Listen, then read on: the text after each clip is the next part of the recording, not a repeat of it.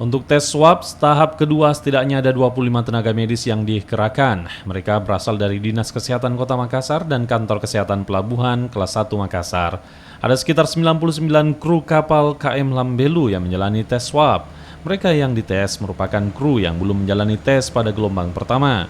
Hasil pemeriksaan swab akan dibawa ke laboratorium Balai Besar Kesehatan Makassar untuk diuji laboratorium. Hasilnya akan keluar dalam beberapa hari ke depan. Sementara itu, untuk memastikan keamanan kapal dan kru yang masih dalam proses karantina, polisi akan melakukan patroli secara berkala di sekitar lokasi kapal. Yang diambil sampelnya dan dinyatakan positif 26 orang. Jadi sisanya hari ini diambil sampel swabnya. Sementara tim dari KKP dan Dinas Kesehatan sudah ada di atas.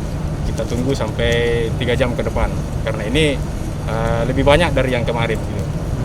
Pak, ini kapalnya bersandar terus nanti atau akan kembali ke wilayah karantina atau bagaimana ini? Iya, jadi nanti sebentar ini setelah KKP selesai melaksanakan tugasnya di atas akan mengevaluasi.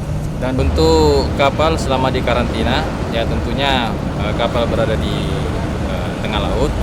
Ini akan diawasi oleh kepolisian, ya terutama dari Polres Pelabuhan Makassar, ya oleh Polair. Di mana kenapa harus diawasi lebih ketat? Karena dari pengalaman sebelumnya, ya ditakutkan ada penumpang yang saat ini di atas kapal yang akan lompat ke laut, terus nanti akan merapat ke daratan. Makanya perlu dijaga.